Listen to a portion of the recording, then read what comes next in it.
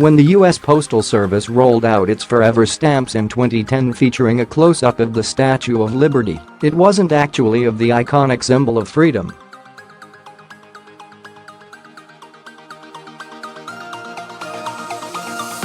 Instead, it was the face of the more diminutive replica that stands on the Las Vegas Strip and occasionally gets dolled up in sports jerseys to celebrate events in Sin City.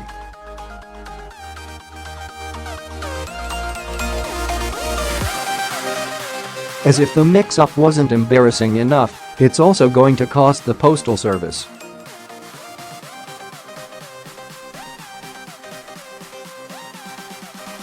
On Friday, a federal judge ruled that the Postal Service should pay $3.5 million to Robert Davidson, the sculptor of the Las Vegas replica.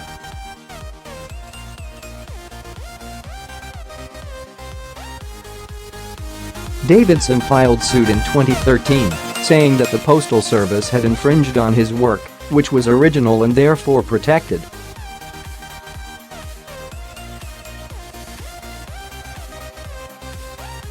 In his lawsuit, Davidson said his replica brought a new face to the iconic statue, a face which audiences found appeared more fresh-faced, sultry and even sexier than the original located in New York.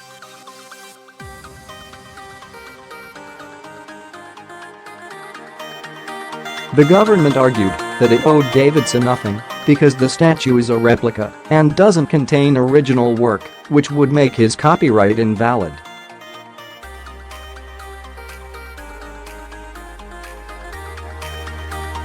But the court disagreed, ruling that Davidson's work is original in making the statue his own creation, particularly the face.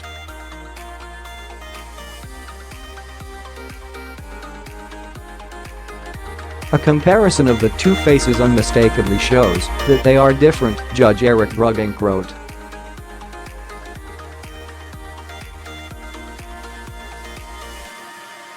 How did the mistake happen? In 2008, the Postal Service began the process of looking for new images for the Forever stamp.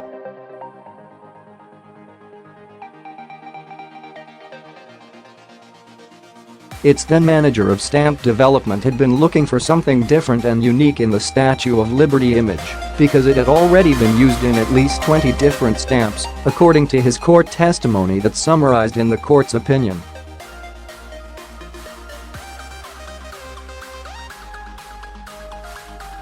The decision came down to an image of the Las Vegas statue that had appeared on a photo service.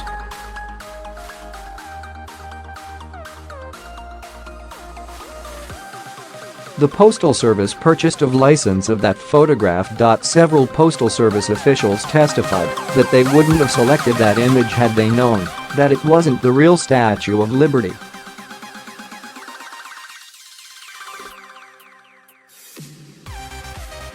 Three months later, USPS learned about the mix-up. But by then, the face of the Las Vegas replica was on nearly 3 billion stamps that had already been printed.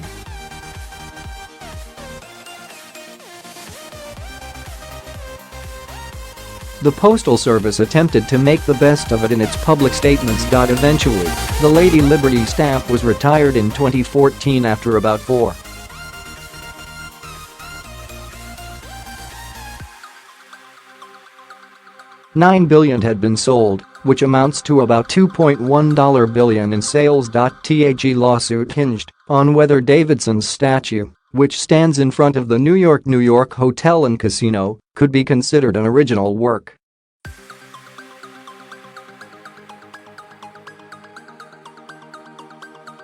The sculptor said that his Lady Liberty was not a direct duplicate and that her face was more modern and definitely more feminine.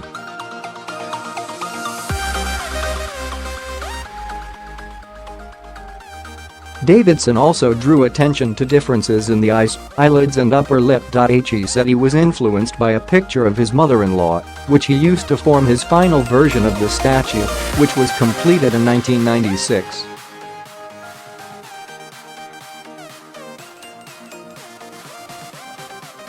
The question facing the U.S. Court of Federal Claims was whether the replica was sufficiently original to be afforded copyright protection, whether the government's use was infringing.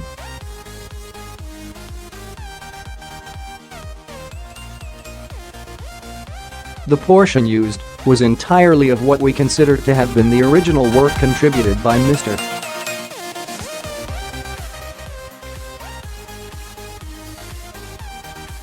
Davidson.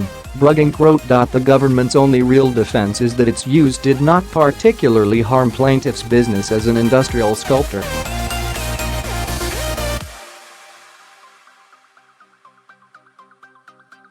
That may be true, but we also note that it certainly did not benefit him. The Postal Service offered neither public attribution nor apology.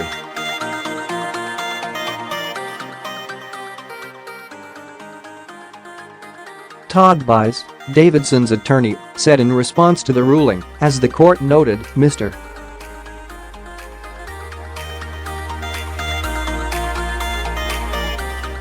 Davidson's artistic creation of the Las Vegas Lady Liberty is highly unique and attractive, which is what prompted the U.S. Postal Service to select a photo of his work for the second ever Forever stamp, over hundreds of other images.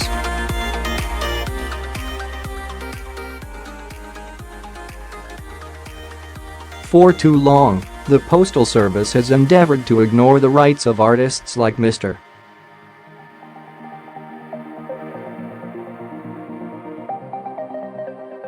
Davidson, simply taking intellectual property with after-the-fact offers of nominal compensation, he said in an email statement to CNN.